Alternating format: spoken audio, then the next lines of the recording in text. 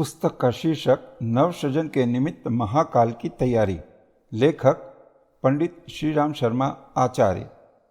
Audio 1। सार संक्षेप। अशुभ समय संसार के इतिहास में अनेक बार आते रहे हैं, पर सृष्टा का यह नियम है कि वह अनौचित्य को सीमा से बाहर बढ़ने नहीं देता।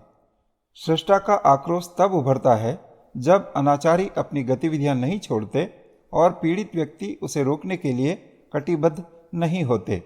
यदा यदा ही धर्मस्य वाली प्रतिज्ञा का निर्वाह करने के लिए सृष्टा वचनबद्ध है। युग संधि के 10 वर्ष दोहरी भूमिकाओं से भरे हुए हैं। प्रसव जैसी स्थिति होगी।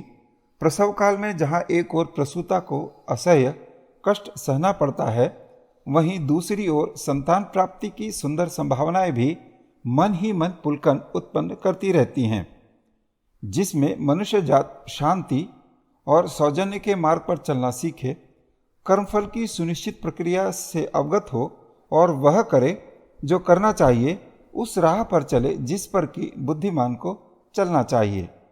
शांति कुंज से उभर रहे एक छोटे प्रवाह ने नवयुग के अनुरूप प्रशिक्षण की ऐसी व्यवस्था बनाई है जो कि उसके साधनों को देखते हुए संभव नहीं थी।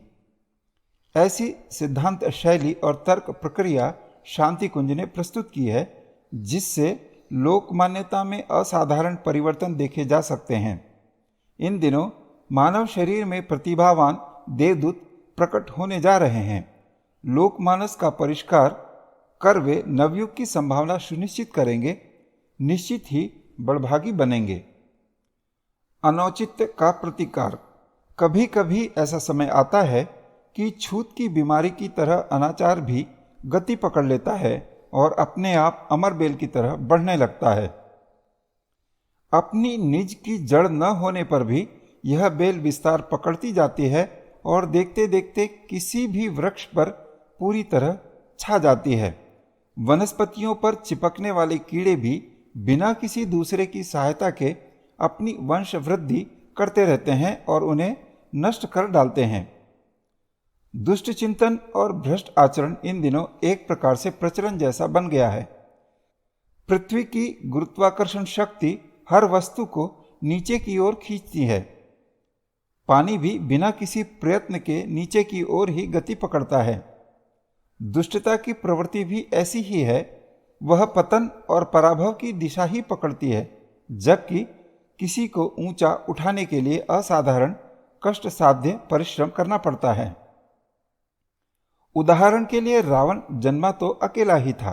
उसके बेटे पोतों ने ही नहीं, वंशजों और प्रजाजनों ने भी वही रीति नीति अपना ली थी।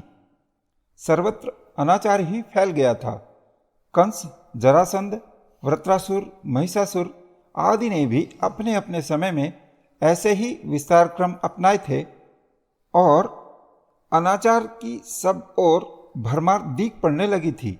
ऐसे अशुभ समय संसार के इतिहास में अनेक बार आते रहे हैं, पर सृष्टा की नीति यह है कि अनौचित्य को सीमा से बाहर नहीं बढ़ने देती। छोटे बच्चे जब तक सीमित गलती करते हैं, तब तक अभिभावक उन्हें छूट देते रहते हैं, पर जब वे मर्यादाओं का उल्लंघन करके अवांछनीयता तक अपनाने लगते हैं, तब उनके गाल पर चपत लगाने और कान उमिठे जाने का प्रतिकार भी किया जाने लगता है। यदि ऐसा न होता तो उद्दंडता बढ़ती ही जाती और सृष्टि का सारा व्यवस्था क्रम ही गड़बड़ा जाता। पिछले 2000 वर्ष ऐसे बीते हैं जिनमें अनीति और अनाचार ने अपनी सभी मर्यादाओं का उल्लंघन किया है। समर्थों ने असमर्थों को त्रास देने में कोई कसर नहीं छोड़ी। सामंतवादी युग के नाम से इसी को अंधकार काल कहा जाता रहा है। समर्थ लोगों ने गिरोहबद्ध होकर अपनी संयुक्त शक्ति का दुरुपयोग करने में कहीं कोई कसर नहीं रहने दी। इस अवधि में पीड़ितों ने भी मानवीय मर्यादा के अनुरूप कोई प्रतिरोध नहीं किया। कष्ट सहना ही है तो दूसरों का न सही अपना खून तो बहा ही सकते हैं। संकटों से जूझने की मनुष्य की यह शाश्वत सामर्थ्य ही उसकी विशिष्टता रही है। मनुष्य वस्तुतः ऐसी मिट्टी से बना है कि वह अनीति से जीत भले ही न सके पर उससे टक्कर तो ले ही सकता है। अनीति को निर्बाध चलने देने या उसे सहते रहने के स्थान पर उससे टकराते हुए मानवीय गरिमा को जगाना भी तो जरूरी है। जब अनाचारी अपनी दुष्टता से बाज नहीं आते और सताए जाने वाले कायरता भीरुता अपनाकर टकराने की नीति नहीं अपनाते तो उसे भी बुरा लगता है जिसने इस सृष्टि का सृजन किया है।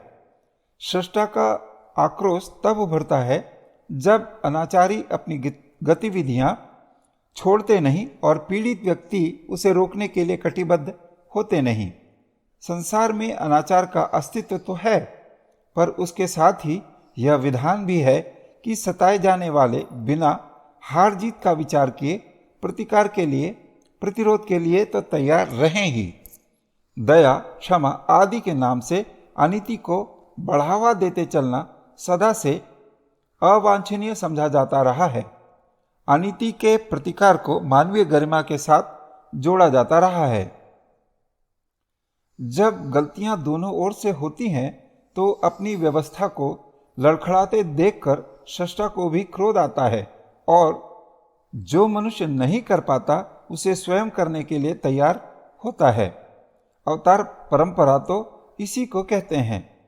जब भी ऐसे समय आए हैं, सृष्टा ने अपने हाथ में बागडोर संभाली है और असंतुलन को संतुलन में बदलने का प्रयत्न किया है। यदा यदा ही धर्मस्य वाली प्रतिज्ञा का निर्वाह करने के लिए वह वचनबद्ध है। उसने समय समय पर अपने आश्वासन का निर्वाह भी किया है। अपने समय को प्रगति का युग कहा जाता है। इन दिनों ज्ञान और विज्ञान का असाधारण विस्तार हुआ है। इसके साथ ही सुविधा साधनों की भी अतिशय वृद्धि हुई है। प्राचीन काल में इतने साधन नहीं थे, फिर भी सर्वसाधारण को चैन के साथ हंसते हंसाते दिन काटने का अवसर मिल जाता था। पर अब सुविधाओं का कहीं अधिक बाहुल्य होते हुए भी हर व्यक्ति को खिन्न, उद्विग्न और विपन्न देखा जाता है। इसका कारण वस्तुओं की कमी नहीं, वरन यह है कि जो कुछ उपलब्ध है उसका सदुपयोग नहीं बन पड़ रहा है। बुद्धिमत्ता का वास्तविक स्वरूप यही है कि जो कुछ हस्तगत है उसका श्रेष्ठतम सदुपयोग बन पड़े। मनुष्य की आवश्यकताएं सीमित है, साथ ही उसकी उत्पादन शक्ति असाधारण है। इतना सब कुछ होते हुए भी इसे आश्चर्य ही कहना चाहिए कि लोगों में से अधिकांश खिन्न, विपन्न, उद्विग्न पाए जाते हैं। यही अपने समय की सबसे बड़ी गुत्थी है। समाधान इसी का किया जाना चाहिए, अन्यथा समृद्धि के साथ लोगों की विपत्ति भी बढ़ती ही जाएगी। ज्ञान और विज्ञान का सदुपयोग इसमें है कि उसे नीतिमत्ता के साथ नियोजित किया जाए। सदुपयोग से हर वस्तु सुखद और श्रेयस्कर बन पड़ती है, पर यदि दुर्बुद्धि अपनाकर वस्तुओं का दुरुपयोग किया जाने लगे तो फिर समझना चाहिए कि उसका दुष्परिणाम ही भुगतना पड़ेगा और मनुष्य पुरुषार्थ करते हुए भी असंतुष्ट, अभावग्रस्त और दीनहीन स्थिति में बना रहेगा। इन दिनों यही हो भी रहा है। वस्तुओं का अभाव नहीं, उनका दुरुपयोग ही जन जन को हर दृष्टि से हैरान किए हुए है। यदि मूल कारण को हटाया न जा सका तो उन समस्याओं का हल न हो सकेगा जो हम सबको निरंतर हैरान किए हुए है। मनुष्य को उसकी सामान्य आवश्यकता से कहीं अधिक सामर्थ्य मिली है कि वह अपनी निजी आवश्यकताओं के अतिरिक्त अपने परिवार, परिकर और संपर्क क्षेत्र की आवश्यकताएं भी पूरी कर सके। फिर भी होता ठीक उल्टा ही देखा गया है। लोग दुख पाते और दुख देते पाए जाते हैं। इसका कारण एक ही है, उपलब्धियों का दुरुपयोग होना। हर किसी को समय, श्रम, मनोयोग, कौशल आदि के सहारे बहुत कुछ करने की सामर्थ्य प्राप्त है।